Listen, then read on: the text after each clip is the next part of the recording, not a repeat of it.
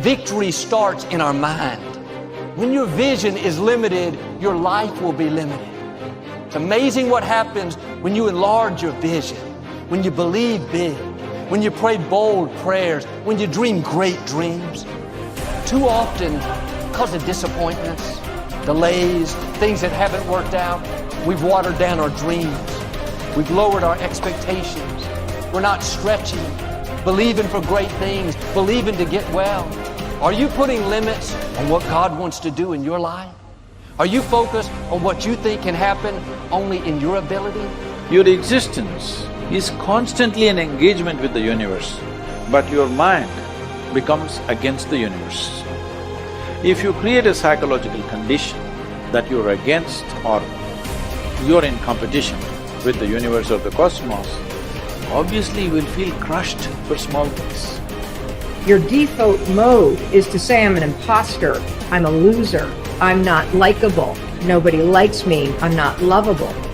It has become part of your default mode network.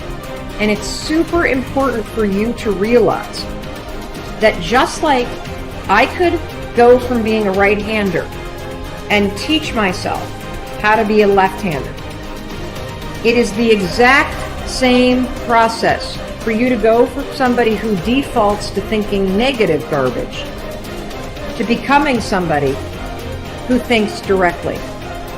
And just like learning to go from writing with your right hand to teaching yourself to write with your left hand, it is going to be a process, not an event. It is going to require you to switch out of the mode where you automatically grab the pen with your right hand and you direct your thoughts to deliberately grab this pen with your left hand. Things are going well, you're happy. When things are not going well, you're sad. But when you learn how to self-regulate and create more coherence in your brain and heart, then you're no longer dependent on your outer world controlling your mood. When you're inspired by something or someone in your life, you feel the magic. Now's the time to be the magic. What are you going to do? Are you going to let the masters inspire you to feel it, or are you going to strive to be a master? It's your choice. The magic is waiting, not only for you just to feel it, but to be it. Nobody can take this away. The first step is getting completely and brutally honest enough to say, I am tired of myself. When you say I'm sick and tired of being sick and tired, that's the facilitator of change. That's when you're ready to say these words, no more excuses. No more excuses. You know that you have an image of yourself inside. When you stand in front of a mirror, you see a reflection of the physical you. But that's not the real you. You have a picture of yourself in your mind. You know, Dr. Maxwell Maltz wrote a book back around 1960. It was called Self-Image Psychology, Psycho-Cybernetics. It's a phenomenal book. He said it was the greatest discovery of his generation. He was a cosmetic or reconstructive surgeon, and he found he would do work on people. He might have been a nose job or removed a terrible scar. And he noticed that when he did that, there was a phenomenal change in their personality.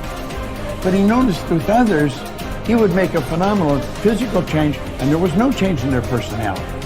And that led him to postulate that we have two images. We have the one that's coming back from the mirror, but we've got an inner image. And that inner self-image is literally controlling our life. You will find people that have very poor self-image or low self-esteem. They won't look you straight in the eye. They're afraid to shake hands with you. They're very shy and withdrawn. They go through life hiding from life. They don't like themselves. They don't know themselves. Do you know when a person improves their self-image, they change their entire life. Their income changes, their relationship changes, their health changes. Do you know how you do that? Start studying you. Start to find out more about you. There's something phenomenal about you. Do you know when I began to study this material 57 years ago, I had very poor self-image. I had low self-esteem. I took dumb jobs. I never earned any money. I never had fun. I had poor relationships. And as I started to study real solid information, everything in my life started to improve. I've got friends all over the world here. I earn millions of dollars. I'm in my 80s and I got as much energy as a person in their 30s. You see, when you start to understand really who you are, you're God's highest form of creation. There's things about you that just about blow your mind as you start to study and really understand them. You'll walk a little taller. You'll stand a little straighter. And you know something? You'll enjoy a whole lot more of life. The moment you think you're the most important person in every room that you're in, the moment that your ego screams more loudly than your hunger to grow and represent mastery is the beginning of your descent into obsolescence and irrelevance. You are only as good as your last performance. I remember reading about one of the icons from Hollywood, and he said it. He said, I'm only as good as my last picture. It's so easy to sort of hang your hat on something you did a year ago or 5 years ago or 10 years ago. Maybe, the great musicians, they all have that in common. It's not like, oh, I did this album 40 years ago and I'm sort of still dining out on that great masterpiece.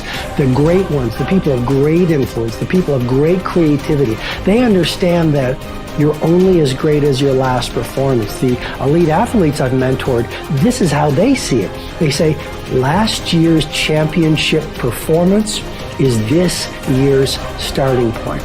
So look, we all want to be satisfied. We all want to be happy. We all want to wake up every day and go through life feeling a sense of joy.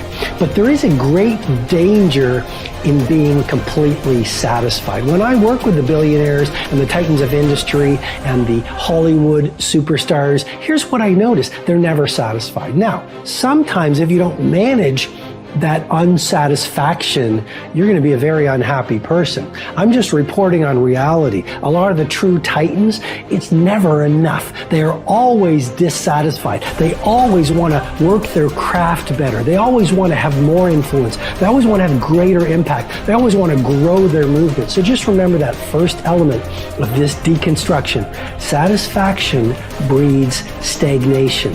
You want to be joyful and grateful, and yet at the same time, you never want to lose the fire in your belly to be better, to materialize more of your primal genius, to offer value to more people, and to grow the very thing that you do. So, worrying about whether something will or will not happen is not only completely futile, and what is now being discovered by science, actually adds fuel and power to that thought, making it potentially more likely to occur.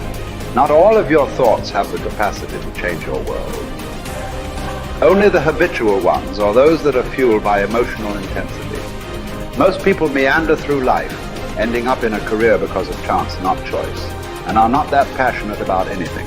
Therefore, they fail to engage this force in any way other than stressing about their credit card bill.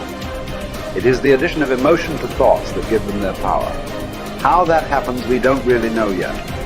Although how the brain deals with emotions may hold a clue, for a long time it was assumed that emotions arrived after thought.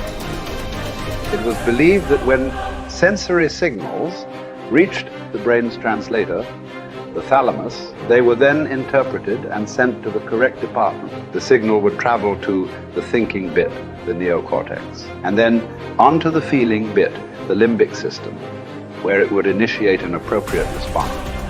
Joseph Ledoux, a neuroscientist at the Center of Neural Science at New York University, was the first to discover that this wasn't the case. There are two little almond-shaped structures called the amygdala perched above the brainstem on either side of the brain. They control emotion. Ledoux's research proved that when signals from the senses reached the thalamus, two signals were sent out, not one. The first traveled across a single synapse to the amygdala, and the second signal was routed to the neocortex for conscious assessment. The result is that the amygdala hijacks thinking and has you springing into action before you are fully aware of what's going on. It is this reflex that will cause you to jump in a river to save a child before your thinking brain has even registered the danger. It's also why an emotional outburst often arrives before the brain's engaged. Unfortunately, This discovery illustrates the fact that emotion has direct and powerful access to the subconscious mind. It triggers action faster than logical thought alone, and therefore may be partly responsible for why emotion is such a potent and essential ingredient in turning thought into reality. The more intensely we feel about an idea or a goal, the more assuredly the idea, buried deep in our subconscious, will direct us along the path to its fulfillment.